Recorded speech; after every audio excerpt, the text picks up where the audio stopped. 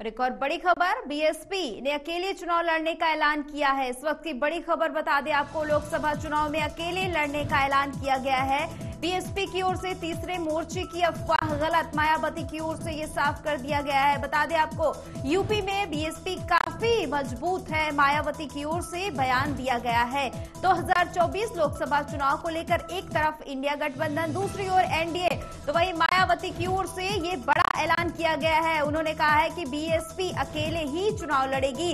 लोकसभा चुनाव में बीएसपी की ओर से अकेले लड़ने का ऐलान किया गया है।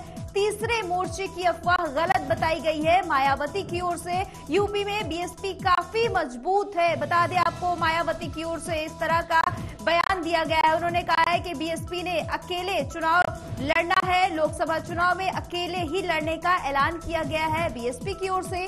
तीसरे मोर्चे की अफवाह गलत बताई गई है। इस वक्त की बड़ी खबर, यूपी में बीएसपी काफी मजबूत है, मायावती की ओर से कहा गया है।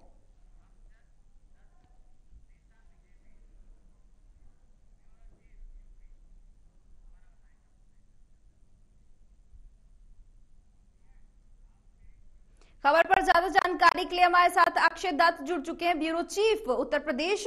अक्षय, ये किस लिहाज से देखा जाए मायावती के इस ऐलान को? नेहा, देखिए, बहुजन समाज पार्टी की सुप्रीमो मायावती ने लोकसभा चुनाव को लेकर एक बड़ा ऐलान किया है। सोशल मीडिया एक्स के माध्यम से उन्होंने ऐलान किया कि बसपा अकेले लोकसभा चुनाव लड़ेगी। साथ ही उन्होंने किसी भी तीसरे मोर्चे और किसी के साथ गठबंधन करने के अटकलों को भी खारिज कर दिया है। लेकिन मैं आपको बता दें कि उत्तर प्रदेश में कांग्रेस और समाजवादी पार्टी साथ में मिलकर लोकसभा का चुनाव लड़ रही है।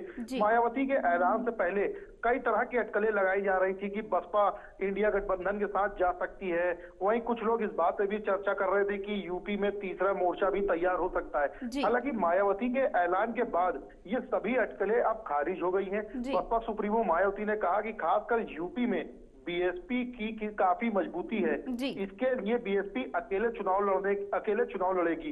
वहीं बता दें आपको कि बीएसपी ने यह भी कहा कि कई लोग बीएसपी का अकेले चुनाव लड़ने से काफी जो विरोधी खेमे हैं उनमें काफी बेचैनी है। इसलिए आए दिन तरह तरह की अफवाहें फैलाकर जो बीजेपी के कोर वोटर है उनको गुमराह करने की कोशिश करती है।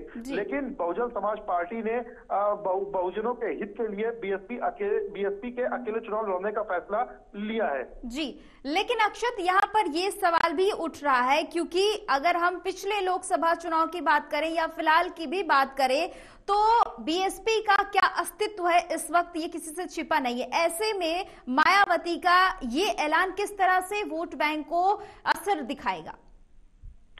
अब बिल्कुल देखिए नेहा, ये एक बहुत ही अच्छा आपका सवाल है, क्योंकि जिस तरह से हम लगातार पिछले चुनावों में देखते आ रहे हैं, जैसा कि विधानसभा का चुनाव रहा हो या लोकसभा का चुनाव रहा हो, उसमें बीएसपी का कहीं ना कहीं जो कोर वोटर है वो बीएसपी से छटकता हुआ नजर आया है। वो अन्य पार्टियों की ओर उसका रुझान देखने को मिला है, चाहे वो समाजवादी पार्टी रही हो, चाहे वो कांग्रेस पार्टी रही हो, या फिर वो बीजेपी पार्टी रही हो। तो कहीं ना कहीं जो बीजेपी का कोर वोटर था, जैसे कि कोर वोटर बीजेपी के जैसे कि धोबी हैं, पिछड़ा समाज के हैं, दलित हैं, और जो अन्य जो जाति के लोग हैं वो कहीं ना कहीं बीएसपी से थोड़ा सा पिछड़े, क्योंकि जिस तरह से बीएसपी ने मायावती ने गठबंधन किए हैं उनसे कहीं ना कहीं उनको आहत हुआ है। क्योंकि देखिए, अब बीएसपी के जो कोर वोटर है वो एक तरीके से वो मायावती के लिए तटस्थ हैं।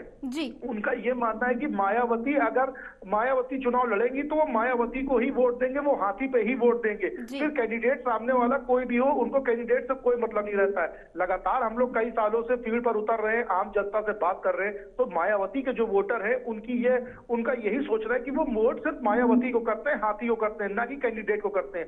लेकिन लगातार इधर जैसे कि गठबंधन हुआ, लोकसभा चुनाव में हुआ, जिसको लेकर के उनका कोर वोटर छिटकता हुआ नजर आया। उसके बाद मायावती ने, बसपा सुप्रीमो मायावती ने फैसला लिया है कि अब वो लोकसभा का जो चुनाव है वो अकेले अपने दम पे लड़ेगी। क्योंकि अभी हाल ही में हमने देखा कि किस तरह से उन्होंने अपने भतीजे आकाश आनंद को पूरी जिम्मेदारी उन्होंने सौंपी, और कहीं ना कहीं जो एक अटकलें लगाई जा रही थी कि अब मायावती के बाद बीएसपी का मेन मुखिया कौन होगा, तो उस पर भी मायावती ने ये साफ कर दिया था कि जो उनके भतीजे हैं आकाश आनंद, अब वो बीएसपी के मायावती के बाद नए मुखिया के रूप में जाने जाएंगे। तो कहीं ना कहीं देखिए आकाश आनंद एक युवा है, अभी तक की वो मध्य प्रदेश और छत्तीसगढ़ की जो है कमान बखूबी संभाल रहे थे, वहां कोर वोटर जो आदिवासी दलित और पिछड़ा है उनको जोड़ने की कोशिश कर रहे थे।